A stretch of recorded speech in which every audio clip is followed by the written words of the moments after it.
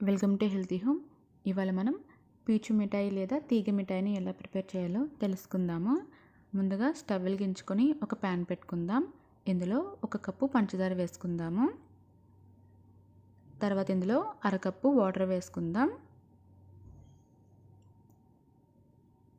పంచదార అంతా కూడా మనకి పూర్తిగా కరిగిపోవాలి. చూడండి, మనకి పంచదార అంతా కూడా కరిగిపోయింది. ఇప్పుడు ఇందులో 1 స్పూను లెమన్ జ్యూస్ వేసుకుందాము. ఇలా చేయడం వల్ల పంచదార అనేది మనకి క్రిస్టల్ లాగా ఫామ్ అవ్వకుండా ఉంటుంది. ఇలాగా పాకం దగ్గరికి వచ్చిన తర్వాత పాకంని చెక్ చేసుకుందాం. ఒక గిన్నెలోకి కొద్దిగా వాటర్ తీసుకొని ఇందులో కొంచెం పాకంని వేసుకుందాము. పాకం మనకి ఇలాగా చూడండి, ఇలాగా తీగలాగా రావాలి. ఇలా వచ్చినట్లయితే మనకి పాకం అనేది చాలా పర్ఫెక్ట్గా వచ్చింది. ఇప్పుడు మనం వెంటనే స్టవ్ ఆఫ్ చేసుకుందాం. తర్వాత ఒక ప్లేట్లోకి ఆయిల్ కొంచెం అప్లై చేసుకొని మనం ముందుగా తయారు చేసి పెట్టుకున్నటువంటి పాకంని వేసుకుందాము.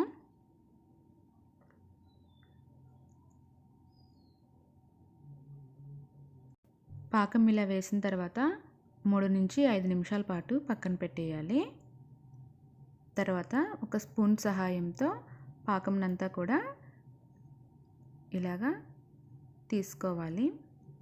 కొంచెం గట్టిగా ఉంటుంది కాబట్టి ఇలాగా పాకంనంతా కూడా ఇలా రౌండ్గా చేసుకొని తీసుకోవాలి. ఇప్పుడు ఈ పాకాన్నంతా కూడా మనం చేతిలోకి తీసుకుందాము.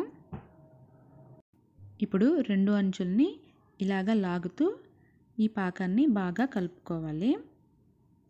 చూడండి, పాకం మనకి ఇలాగ లాగుతూ ఉంటే కొంచెం కొంచెంగా కలర్ చేంజ్ అవుతూ ఉంటుంది.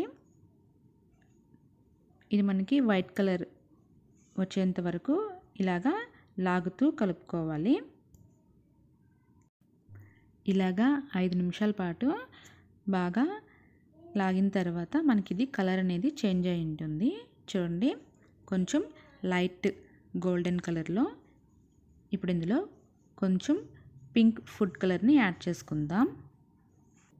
కలర్ అనేది దీనికి బాగా పట్టేలాగా ఇది వరకు మనం ఎలా అయితే దీన్ని లాగుతూ మిక్స్ చేసుకున్నామో అలాగే మిక్స్ చేసుకోవాలి. చూడండి, మనకి కలర్ అనేది ఇలాగా వస్తుంది. మీకు ఇంకొంచెం డార్క్ కావాలంటే మరికొద్దిగా కలర్ని యాడ్ చేసుకోవచ్చు. ఇప్పుడు ఏదైనా ఒక కర్రని తీసుకొని దానికి కొద్దిగా ఆయిల్ని అప్లై చేసుకుందాము.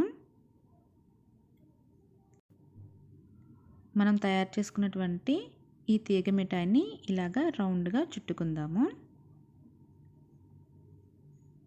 ఇలాగా లాగుతూ రౌండ్గా చుట్టుకోవాలి. ఇంతేనండి తీగ మిఠాయి.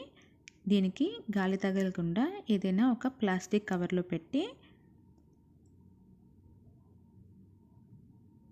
ఇలాగా గట్టిగా ఏదైనా దారంతో కానీ కట్టేసినట్లయితే మనకి 1 మంత్ వరకు ఇలాగే ఉంటుంది.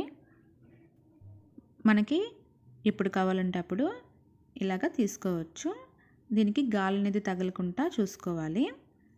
ఇలాగా కొద్దిగా తీసుకొని నచ్చినటువంటి షేప్స్ కానీ ఏవైనా కూడా ప్రిపేర్ చేసుకోవచ్చు. అప్పట్లో అయితే చైన్స్, వాచెస్ కానీ రింగ్స్ కానీ ఇలాగా ప్రిపేర్ చేసేవారు. మీకు నచ్చినటువంటి షేప్స్ని ప్రిపేర్ చేసుకోండి. Thank you for watching. Please subscribe to my channel.